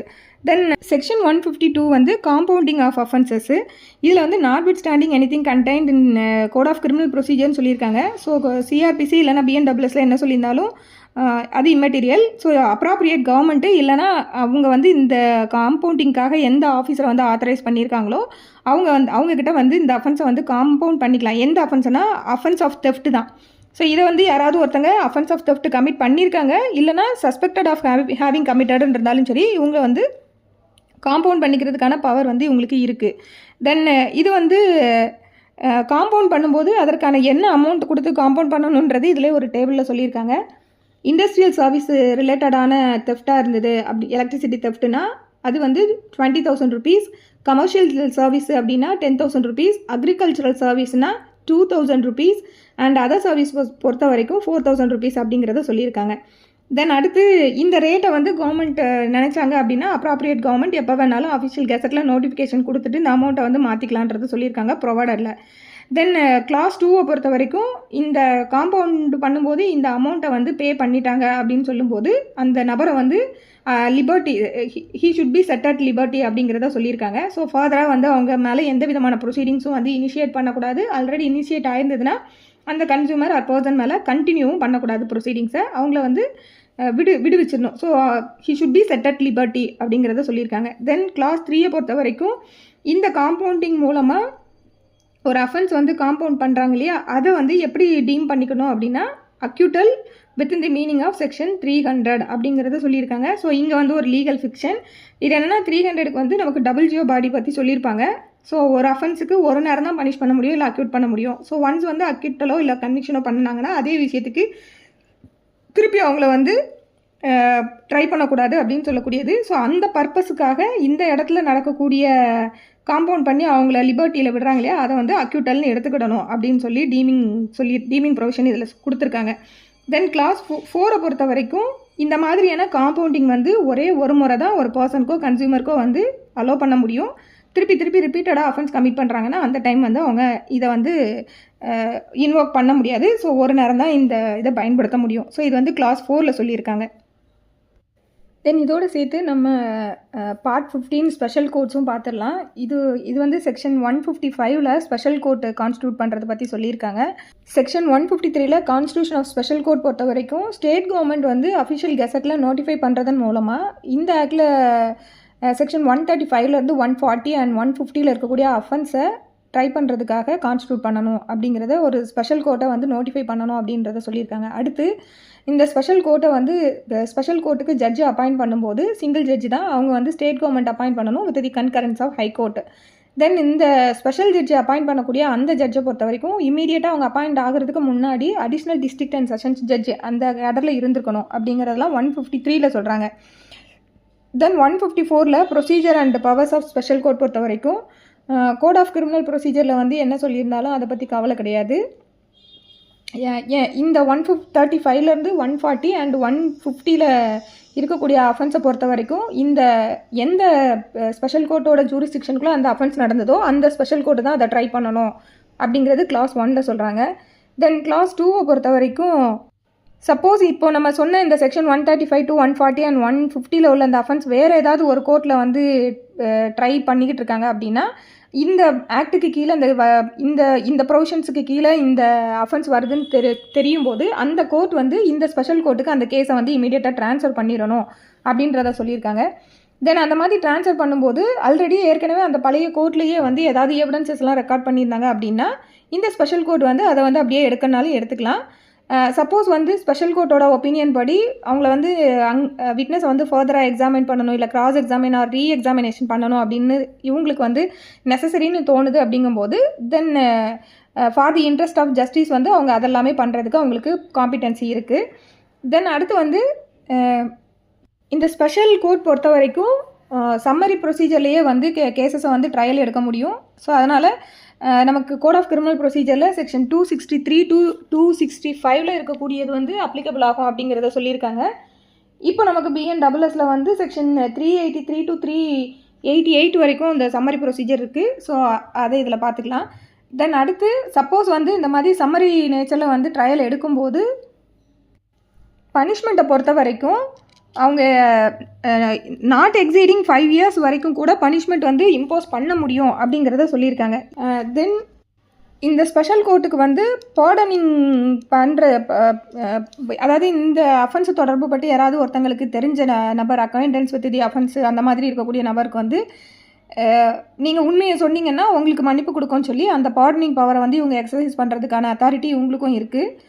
ஸோ தென் வந்து அந்த மாதிரி பார்டன் யாருக்காவது வந்து கொடுக்குறாங்க கோர்ட் அப்படின்னா அதை அக்செப்ட் பண்ணக்கூடிய அந்த நபர் வந்து உண்மையாக எல்லா விஷயத்தையும் வந்து ட்ரூத்ஃபுல்லாக எல்லாத்தையும் அவங்களுக்கு தெரிஞ்ச எல்லாத்தையும் சொல்லணும் அப்படிங்கிறது இங்கேயும் சொல்லியிருக்காங்க. ஸோ நமக்கு சிஆர்பிஸில் எப்படி இருக்குமோ அதே விஷயங்கள் அப்படியே இங்கே சொல்லியிருக்காங்க. தென் இந்த ஸ்பெஷல் கோர்ட் பொறுத்த வரைக்கும் சிவில் லயபிலிட்டியையும் வந்து டிசைட் பண்ணலாம். அதாவது ஒரு கன்சூமர் வந்து எனர்ஜி தெஃப்ட் பண்ணியிருக்காங்க அப்படிங்கும்போது சிவில் லயபிலிட்டியை டிசைட் பண்ணுறது. தென் அடுத்து சப்போஸ் வந்து இந்த மாதிரி சிவில் லயபிலிட்டியை டிசைட் பண்ணும்போது இந்த கன்சூமர் இல்லைனா அந்த நபர் வந்து ஏற்கனவே போர்டுக்கிட்டேயோ இல்லை லைசன்ஸிக்கிட்டேயோ வந்து முன்னாடியே வந்து பணம் டெபாசிட் பண்ணியிருக்காங்க அப்படின்னா இந்த கோர்ட்டு டிட்டர்மைன் பண்ண அமௌண்ட்டை விட எக்ஸஸாக அவங்க வந்து டெபாசிட் பண்ணியிருக்காங்கன்னா அதை இமீடியட்டாக ரீஃபண்ட் பண்ணணும். அந்த போர்டு ஆர் லைசன்ஸை வந்து அதை ரீஃபண்ட் பண்ணணும். ஸோ இதெல்லாமே வந்து செக்ஷன் 154 சொல்லியிருக்காங்க. தென் 155 வந்து ஸ்பெஷல் கோர்ட்டுக்கு வந்து செஷன்ஸ் கோர்ட்டுக்கு இருக்கக்கூடிய எல்லா பவர்ஸும் இருக்கும் அப்படின்னு சொல்லக்கூடியது இவங்க வந்து இவங்க வந்து ஒரு டீம்டு ஸ்பெஷல் கோர்ட் அப்படிங்கிறத சொல்லியிருக்காங்க. தென் 156 வந்து அப்பீல் அண்ட் ரிவிஷன் பொறுத்த வரைக்கும் ஹைகோர்ட்டுக்கு போகும் அப்படின்னு சொல்லக்கூடியது 156. தென் 157 ரிவ்யூ பவரும் இவங்களுக்கு இருக்குது. ரிவ்யூ பவர் பொறுத்த வரைக்கும் இன் ஜென்ரல் எல்லாத்துலேயும் அவங்க ரிவ்யூ பெட்டிஷன் என்டர்டைன் பண்ண முடியாது. So to prevent miscarriage of justice they can entertain review power. But அதுக்குமே certain grounds are there. Grounds என்ன அப்படின்னா மிஸ்டேக் ஆஃப் ஃபேக்ட்டு, அப்படி இல்லாட்டி ignorance of any material fact or any error apparent on the face of the record. So இந்த 3 கிரவுண்டில் வந்து ரிவ்யூவும் இவங்க பண்ண முடியும். ஸோ இந்த மாதிரி ரிவ்யூ பண்ணி அவங்க ஆர்டர் பாஸ் பண்ணும்போது அந்த பார்ட்டியை வந்து அவங்க கேட்டுட்டு தான் ஆர்டர் பாஸ் பண்ணணும் அப்படிங்கிறது ப்ரொவைடட் கிளாஸில் வந்து சொல்லியிருக்காங்க. ஸோ பார்ட்டியை கேட்டுட்டு தான் ஆல்ரெடி கொடுத்த ஆர்டரை செட்டசைட் பண்ணணுன்னா பார்ட்டியை கேட்டுட்டு தான் பண்ண முடியும். ஸோ இதெல்லாமே வந்து 157 சொல்லியிருக்காங்க. தென் இந்த ஆக்டில் இருக்கக்கூடிய இம்பார்ட்டன்ட் ஜட்ஜ்மெண்ட்ஸ் பார்த்துடலாம். ஃபர்ஸ்ட் ஜட்ஜ்மெண்ட் வந்து Avtar Singh versus state of Punjab. இது வந்து ரொம்ப கொஞ்சம் பழைய ஜட்ஜ்மெண்ட்டு. இதில் என்ன சொல்லியிருப்பாங்க அப்படின்னா எலக்ட்ரிசிட்டி வந்து is not a movable property. அதனால் நமக்கு ஐபிஎஸ்சில் சொல்லியிருக்கக்கூடிய தெஃப்ட்டுன்னு சொல்லக்கூடிய விஷயம் இங்கே அப்ளை ஆகாது அப்படின்னு சொல்லியிருப்பாங்க. ஏன்னா தெஃப்ட்டுன்னு சொல்லும்போது மூவபிள் ப்ராப்பர்ட்டிஸ்க்கு மட்டும்தான் தெஃப்ட் அப்ளிகபிள் ஆகும். எலக்ட்ரிசிட்டியை நம்ம தெஃப்ட்டுன்றதுக்குள்ளே டிஃபைன் பண்ணோம்னா ஆட்டோமேட்டிக்காக நமக்கு ஐபிஎஸ்சில் சொல்லியிருக்கக்கூடிய தெஃப்ட்டுக்குள்ள விஷயங்கள்லாம் இங்கே அப்ளிகபிள் ஆகும். பட் இந்த கேஸில் என்ன சொல்கிறாங்கன்னா இது வந்து மூவபிள் ப்ராப்பர்ட்டி கிடையாது, அதனால் நம்ம அதை வந்து இங்கே இன்வோக் பண்ண முடியாது அப்படிங்கிறது இதில் சொல்லியிருப்பாங்க. AR 1965 supreme court 660. AR 1965 supreme court 660. இதுதான் இந்த கேஸோட சைட்டேஷன். இது Avtar Singh versus state of Punjab. Then இந்த 2007 அமெண்ட்மெண்ட் வந்து ரெட்ராஸ்பெக்டிவ் எஃபெக்ட் உண்டு அப்படின்னு சொன்ன ஜட்ஜ்மெண்ட் வந்து assistant electrical engineer versus Satyendra Rai, assistant electrical engineer versus Satyendra Rai. And another judgment வந்து Vishal Agarwal and another versus Chhattisgarh state electricity board and another. So இது வந்து சுப்ரீம் கோர்ட் ஜட்ஜ்மெண்ட்டு. இந்த assistant electrical engineer versus Satyendra Rai அந்த கேஸில் அதில் என்ன சொல்லியிருப்பாங்க அப்படின்னா இந்த 2007 அமெண்ட்மெண்ட் பொறுத்த வரைக்கும் இது ப்ரொசீஜரல் கிளாரிட்டிக்காக கொண்டு வரப்பட்ட ஒரு அமெண்ட்மெண்ட்டு. ஸோ அதனால் இதுக்கு வந்து ரெட்ராஸ்பெக்டிவ் எஃபெக்ட் இருக்குது அப்படிங்கிறத சொல்லியிருப்பாங்க. அதே விஷயத்தை தான் திருப்பி இப்போ மறுபடியும் Vishal Agarwal and another versus Chhattisgarh state electricity board and another அந்த கேஸ்லையும் சொல்லியிருக்காங்க. தென் அடுத்த case KC Ninan versus Kerala state electricity board. இது 2023 வந்த லேண்ட்மார்க் சுப்ரீம் கோர்ட் ஜட்ஜ்மெண்ட்டு. இதில் வந்து என்ன சொல்லியிருக்காங்க அப்படின்னா, இந்த எலக்ட்ரிசிட்டி டியூ இருக்கு இல்லையா, இதோட நேச்சர் என்ன, இது வந்து ஒரு ஸ்டாச்சுட்டரி டியூ. அதாவது இது இந்த கேஸோட ஃபேக்ட்ஸ் ஆக்சுவலி என்ன அப்படின்னா, இப்போ ஆப்ஷன் பர்ச்சேஸில் வந்து நிறைய பேர் ப்ராப்பர்ட்டியாக பர்ச்சேஸ் பண்ணுவாங்க. ஸோ அந்த மாதிரி பர்ச்சேஸ் பண்ணும்போது ப்ரீவியஸாக ஓனர் யார் வந்து பேங்க்குக்கு டியூவை வந்து கிளியர் பண்ணாமல் விட்டதுனால தானே ஆக்ஷன் வருவாங்க. ஸோ அந்த மாதிரி அந்த ப்ரீவியஸ் ஓனர் வந்து எலக்ட்ரிசிட்டி டியூஸ் எல்லாம் கிளியர் பண்ணாமலே விட்டுருந்தாங்க. ஆக்ஷனில் பர்ச்சேஸ் பண்ணுறவங்க வரும்போது அவங்க அந்த எலக்ட்ரிசிட்டி சப்ளை வந்து கேட்கும்போது அத்தாரிட்டிஸ் என்ன சொல்லுவாங்கன்னா, எலக்ட்ரிசிட்டி டியூஸ் இருக்குது, அதனால தான் சப்ளை கட் பண்ணியிருக்கோம், நீங்கள் பே பண்ணுங்கன்னு சொல்லுவாங்க. ஸோ அப்போ வந்து இப்போ வாங்கியிருக்கக்கூடிய பர்ச்சேசஸ் வந்து அவங்க பே பண்ணாததுக்கு நாங்கள் ஏன் பே பண்ணணுன்ற மாதிரியான கொஸ்டின் வரும் இல்லையா. ஸோ அந்த மாதிரி வந்த கேஸ் தான் இந்த ஜட்ஜ்மெண்ட்டு. இதில் சுப்ரீம் கோர்ட் என்ன சொல்கிறாங்க அப்படின்னா, outstanding electricity charge are consider statutory dues under the electricity act 2003 அப்படிங்கிறது ஃபஸ்ட்டு சொல்கிறாங்க. ஸோ எலக்ட்ரிசிட்டி சார்ஜஸ் இது ஏற்கனவே கட்டாத இந்த அவுட்ஸ்டாண்டிங் எலக்ட்ரிசிட்டி சார்ஜ் பொறுத்த வரைக்கும் இது வந்து statutory dues under the electricity act. So இது வந்து ஒரு கான்ட்ராக்சுவலான டியூ கிடையாது அப்படிங்கிறதையும் சொல்கிறாங்க. ஸோ நாட் ஜஸ்ட் கான்ட்ராக்சுவல் அப்படிங்கிறாங்க. ஸோ கான்ட்ராக்டை பேஸ் பண்ணி வரக்கூடியது கிடையாது, it is a statutory due அப்படின்றது சொல்கிறாங்க. தென் லைபிலிட்டி ஆஃப் நியூ ஓனரை பொறுத்த வரைக்கும் இந்த நியூ ஓனர் யார் வந்து இப்போ புதுசாக வந்து ஆக்குபை பண்ணுறாங்களோ அவங்கள இந்த அத்தாரிட்டிஸ் வந்து அவங்கக்கிட்ட வந்து டியூவை வந்து நீங்கள் கட்டுங்க, கிளியர் பண்ணுங்கள், ப்ரையர் அரியஸை வந்து கிளியர் பண்ணுங்கன்னு கேட்குறதுக்கான உரிமை வந்து இந்த அத்தாரிட்டிக்கு வந்து இருக்குது. அதாவது ப்ரீ கண்டிஷன், உங்களுக்கு எலக்ட்ரிசிட்டி சப்ளை கனெக்ஷன் கொடுக்கணும் அப்படின்னா டியூஸை கிளியர் பண்ணிங்கன்னா தான் கொடுப்போம் அப்படின்னு சொல்லி ரெக்வயர் பண்ணக்கூடிய உரிமை வந்து அவங்களுக்கு இருக்குது. இதை வந்து சொல்கிறாங்க. அடுத்து வந்து அந்த அன்டில் அண்ட் அன்லெஸ் அந்த அரியஸ் அவங்க செட்டில் பண்ணாத வரைக்கும் லைசன்சி வந்து டினை பண்ணுறதுக்கும் அவங்களுக்கு காம்பிடென்சி இருக்குது. கட்டினா தான் நாங்கள் கொடுப்போம், இல்லாட்டி கொடுக்க மாட்டோம்னு லைசன்சி வந்து லைசன்சிக்கு ரைட் டு ரெஃப்யூஸ் அந்த காம்பிடென்சி அவங்களுக்கு அந்த ரைட் இருக்குது அப்படிங்கிறத சொல்கிறாங்க. தென் இதில் என்ன அப்படின்னா, இந்த எலக்ட்ரிசிட்டி டியூவை பொறுத்த வரைக்கும் இது வந்து அந்த பர்சன் மேலே தான் வந்து பாஸ் ஆகுமே தவிர்த்துட்டு ப்ராப்பர்ட்டிக்கு வந்து இது ஷிஃப்ட் ஆகாது அப்படிங்கிறதையும் சொல்லியிருப்பாங்க. அதாவது எலக்ட்ரிசிட்டி டியூவை வந்து கிளியர் பண்ணுறதுக்காக ப்ராப்பர்ட்டியை வந்து அவங்க ஏதாவது வந்து அட்டாச் பண்ணி அதுலேருந்து ரெக்கவர்லாம் பண்ண முடியுமா, லைசன்ஸியோ இல்லை காம்பிடென்ட் அத்தாரிட்டியோ அதை பண்ண முடியுமானா பண்ண முடியாது. ஏன் அப்படின்னா அதை தான் இதை சொல்கிறாங்க, இந்த டியூ வந்து அந்த நபர்கள் மேலே தான் கடந்து போகுமே தவிர்த்துட்டு ப்ராப்பர்ட்டிக்கு மேலே இது ஷிஃப்ட் ஆகாது, ப்ராப்பர்ட்டிக்கு மேலே சார்ஜ் கிரியேட் ஆகாது அப்படிங்கிறத சொல்லியிருப்பாங்க. ஸோ பொதுவாக வந்து எலக்ட்ரிசிட்டி வந்து சப்ளையை பொறுத்த வரைக்கும் இந்த ப்ராப்பர்ட்டிக்கு எலக்ட்ரிசிட்டி சப்ளை கொடுக்குறோம் அப்படின்ற மாதிரி தான் வேர்ட்ஸ் இருக்கும். இந்த ப்ராப்பர்ட்டிக்கு கொடுக்குறோன்ற வேர்டு இருந்தால் கூட மற்ற கமர்ஷியலாக ஒரு கூட்ஸை வந்து நம்ம பர்ச்சேஸ் பண்ணி வாங்கிட்டு போகிற மாதிரி எலக்ட்ரிசிட்டியை வாங்கிட்டு போக முடியாது. அதனால் இந்த ப்ராப்பர்ட்டிக்கு கொடுக்குறோன்ற வேர்ட்ஸ் வந்து ஸ்டாச்சுட்டில் இருக்குது. அதை வந்து நம்ம அப்படியே வந்து லிட்ரலாக எடுக்க முடியாது. அது ஒரு நபர் மேலே தான் அந்த டியூ வந்து அந்த நபருக்கு தான் உண்டே தவிர்த்துட்டு ப்ராப்பர்ட்டிக்கு மேலே லைபிலிட்டி இல்லை அப்படிங்கிறத சொல்லியிருப்பாங்க. ஸோ ப்ரிமைசஸ் எப்போவுமே வந்து ஒரு டிஃபால்ட்டராக இருக்க முடியாது அப்படிங்கிறத இதை சொல்லியிருப்பாங்க. Premises cannot be a defaulter அப்படின்றது. ஸோ அதனால் அந்த என்கம்பரன்ஸ் வந்து இந்த ப்ராப்பர்ட்டிக்கு மேலே கிரியேட் ஆகாது அப்படிங்கிறது. தென் இந்த கேஸில் வந்து செக்ஷன் 56 சப்கிளாஸ் 2 ஆஃப் எலக்ட்ரிசிட்டி ஆக்டை வந்து டிஸ்கஸ் பண்ணியிருப்பாங்க. அந்த செக்ஷனில் என்ன சொல்லியிருப்பாங்க அப்படின்னா, இது மாதிரி டிஃபால்ட்டாக விட்டுட்டாங்க அப்படின்னா 2 இயர்ஸுக்குள்ளே வந்து அந்த அத்தாரிட்டிஸ் வந்து பணத்தை வந்து ரெக்கவர் பண்ணணும். அதாவது என்ன அமௌண்ட்டு, அதாவது பணத்தை வந்து அவங்க கட்டாததுனால எலக்ட்ரிசிட்டி டியூவை வந்து பே பண்ணாததுனால டிஸ்கனெக்ட் பண்ணுறாங்க அப்படின்னா அந்த டிஸ்கனெக்ட் பண்ணுறதுலேருந்து 2 இயர்ஸ் லிமிட்டேஷனுக்குள்ளே அந்த பணத்தை ரெக்கவர் பண்ணுறதுக்கான ப்ரொசீடிங்ஸை வந்து அவங்க எடுத்துருக்கணும். அப்படி இல்லைன்னா அவங்க அதுக்கப்புறம் எடுக்க முடியாது அப்படிங்கிற மாதிரி இந்த 56 கிளாஸ் 2 பேஸ் பண்ணி ஆர்கியூ பண்ணுவாங்க. பட் கோர்ட் வந்து இதில் என்ன சொல்கிறாங்க அப்படின்னா, ஸோ இந்த செக்ஷன் 56(2) பொறுத்த வரைக்கும் நெக்லிஜென்ட்டாக பே பண்ணாமல் இருக்கிறவங்க கிட்ட இருந்து ரெக்கவர் பண்ணுறதுக்கான ஒரு ப்ரொசீஜர் தானே, அது தவிர்த்துட்டு அதை வந்து திருப்பி சப்சிக்வெண்ட்டாக அவங்க கிட்ட இருந்து ரெக்கவர் பண்ண முடியாதுன்றது கிடையாது.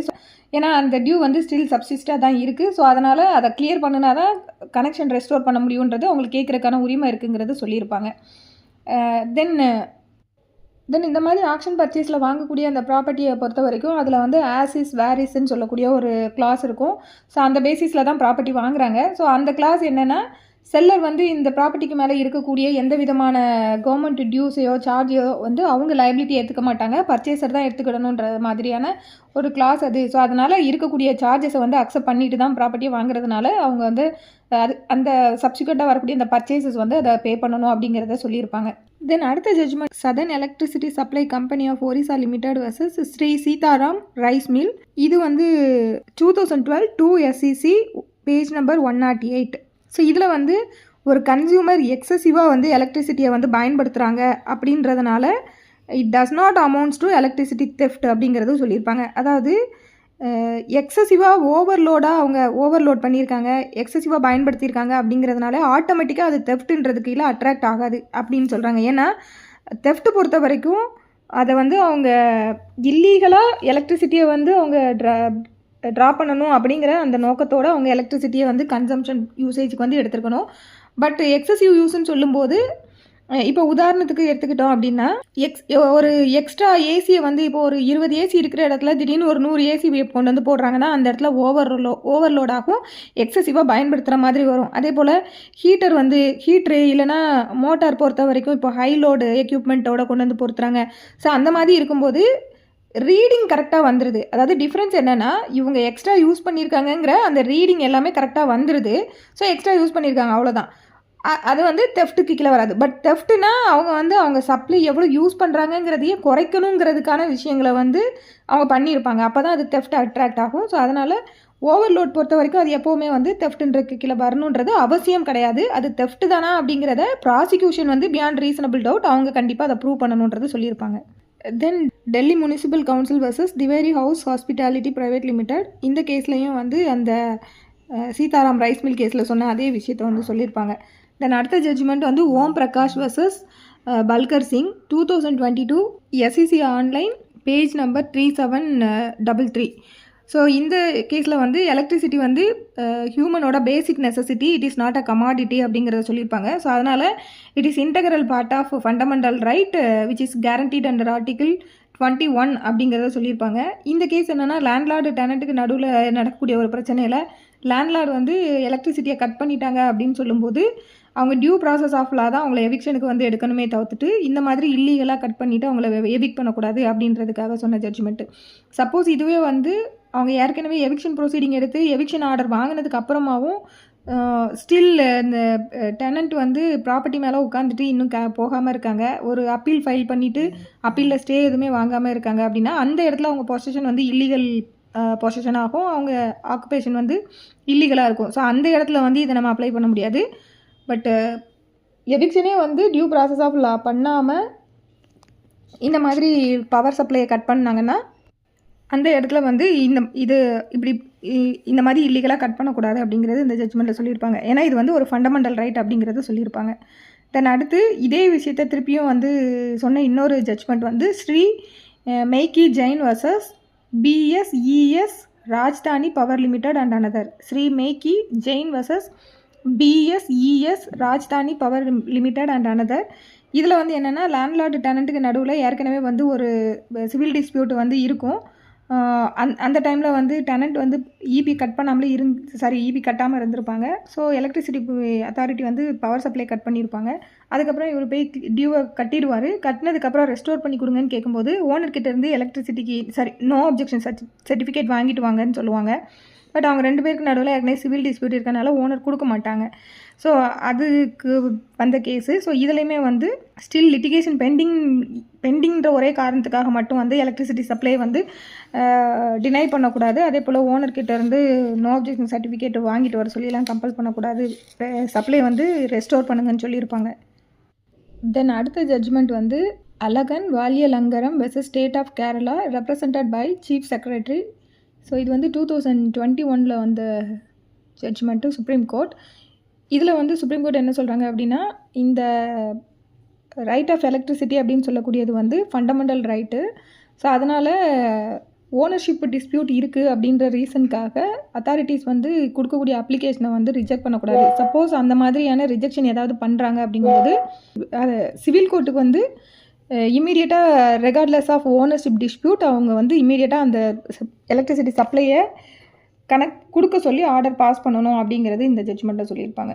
ஸோ இவங்க சிவில் கோர்ட்டை பொறுத்த வரைக்கும் ஓனர்ஷிப் டிஸ்பியூட் இருக்கா, அதனால் அவங்க டிஸ்கனெக்ட் பண்ணியிருக்காங்களான்றதெல்லாம் பார்க்கக்கூடாது. அன்லாஃபுல்லாக டினை பண்ணியிருந்தாங்க அப்படின்னா, டிஸ்கனெக்ட் பண்ணியிருக்காங்கன்னா இம்மீடியட்டாக அதை ரெஸ்டோர் பண்ண சொல்லி ஆர்டர் பாஸ் பண்ணணுன்றது இந்த ஜட்ஜ்மெண்ட்டில் சொல்லியிருக்காங்க. தென் அடுத்த judgment Maharashtra state electricity distribution company limited versus Badrinath Bhema Rathod. இந்த கேஸ் வந்து நமக்கு லீகல் சர்வீஸ் அத்தாரிட்டிஸ் ஆக்டுக்கு கீழே செக்ஷன் 22 கேபிட்டல் சி சப்கிளாஸ் 8ல் வந்து பெர்மனண்ட் லோக்கல் வந்து ஒரு டிஸ்பியூட் வந்து அஃபென்ஸ் ரிலேட்டடானதாக இருக்குது அப்படின்னா அவங்க அதில் ஆன் மெரிட்ஸ் ஆர்டர் பாஸ் பண்ண முடியாது அப்படின்னு அங்கே சொல்லியிருப்பாங்க. அதாவது பெர்மனண்ட் லோக் அதாலத்தை பொறுத்த வரைக்கும் அவங்க செட்டில்மெண்ட் மூலமாக கேஸை முடிக்கிறதுக்கு பார்க்கணும். சப்போஸ் செட்டில்மெண்ட் அரைவ் ஆகலைன்னா ஆன் மெரிட்ஸ் வந்து அவங்க அட்ஜுடிகேட் பண்ணி ஆன் மெரிட்ஸ் ஆர்டர் பாஸ் பண்ணலாம் அப்படிங்கிறது நமக்கு லீகல் சர்வீஸ் அத்தாரிட்டிஸில் சொல்லியிருப்பாங்க. பட் இந்த செக்ஷன் 22 கேபிட்டல் சி 8 பொறுத்த வரைக்கும் அந்த மாதிரி செட்டில் ஆகலை அப்படின்னு சொல்லும்போது அது ஃபர்தராக அவங்க ஆன் மெரிட்ஸ் அட்ஜுடிகேட் பண்ணலான்னு போகும்போது அந்த டிஸ்பியூட் வந்து ஒரு அஃபென்ஸ் ரிலேட்டடாக இருந்ததுன்னா அது ஈவன் அது காம்பவுண்டபிள் அஃபென்ஸாக இருந்தால் கூட அவங்க அதை வந்து ஆன் மெரிட்ஸ் ஆர்டர் பாஸ் பண்ணக்கூடாது. ஸோ இதை வந்து இந்த கேஸில் வந்து அதை சொல்லியிருப்பாங்க. இன் ஜென்ரல் காம்பவுண்டபிள் அஃபென்ஸை அவங்க வந்து செட்டில்மெண்ட் ப்ராசஸ்க்கு அவங்க எடுக்க முடியும். பட் செட்டில்மெண்ட் ஆகலைங்கும்போது அது காம்பவுண்டபிள் அஃபென்ஸாக இருந்தால் கூட ஆன் மெரிட்ஸ் ஆர்டர் பாஸ் பண்ண முடியாது. தென் இது வந்து இந்த Maharashtra state electricity distribution company limited கேஸில் சொல்லியிருக்காங்க. அடுத்தது UP power corporation limited and others versus Anees Ahmad and others. So இது சுப்ரீம் கோர்ட் ஜட்ஜ்மெண்ட்டு. இதில் வந்து கன்சூமர் ஆக்ட்டுக்கும் எலக்ட்ரிசிட்டி ஆக்ட்டுக்கும் ஏதாவது டிஸ்பியூட் வருது அப்படிங்கும்போது கன்சூமர் ப்ரொடெக்ஷன் ஆக்ட் வந்து ஜென்ரலாக ப்ரிவேல் ஆகும். எது தொடர்புபட்ட விஷயங்களில் அப்படின்னா சர்வீஸ் ரிலேட்டடான விஷயங்களில், அதாவது சர்வீஸு இல்லைனா அன்ஃபேர் ட்ரேட் ப்ராக்டிஸு இல்லை deficiency in service or goods அந்த மாதிரி தொடர்புபட்ட விஷயங்களை பொறுத்த வரைக்கும் கன்சூமர் ப்ரொடெக்ஷன் ஆக்ட் வந்து எலக்ட்ரிசிட்டி ஆக்ட்டுக்கு மேலே ப்ரிவேல் ஆகும் அப்படிங்கிறது சொல்லியிருப்பாங்க. இப்போ உதாரணத்துக்கு சொல்லணும்னா கனெக்ஷனை வந்து டிலேயாக கொடுக்காங்க, இல்லைனா குவாலிட்டி ஆஃப் சப்ளை வந்து மோசமாக இருக்குது, இல்லைனா வந்து சர்வீஸ் ஃபெயிலியர் ஆகுறது, இந்த மாதிரியான அன்ஃபேர் ட்ரேட் ப்ராக்டிஸ் வேறு ஏதாவது செய்கிறாங்க அப்படின்னா ஸோ இதில் கன்சூமர் ப்ரொடெக்ஷன் ஆக்ட் வந்து இந்த ஆக்ட்டுக்கு மேலே ப்ரிவேல் ஆகும். மற்றபடி அஃபென்ஸ் ரிலேட்டடானதை பார்க்கும்போது இந்த ஆக்ட் வந்து அப்ளிகபிள் ஆகும். Then Tata power Delhi distribution limited versus Amit Bansal. Tata power Delhi distribution limited versus Amit Bansal. இதில் வந்து ஓனர்ஸ் ஆஃப் ப்ரூஃப் பொறுத்த வரைக்கும் ப்ராசிக்யூஷனுக்கு ஓனர்ஸ் ஆஃப் ப்ரூஃப் வந்து பியாண்ட் ரீசனபிள் டவுட் இருக்குது அப்படிங்கிறது இந்த ஜட்ஜ்மெண்ட்டில் சொல்லியிருப்பாங்க. ஸோ இவ்வளோ தான் மொத்தம் இந்த ஆக்டோட ஆம்பிட்டியூவில் தான்.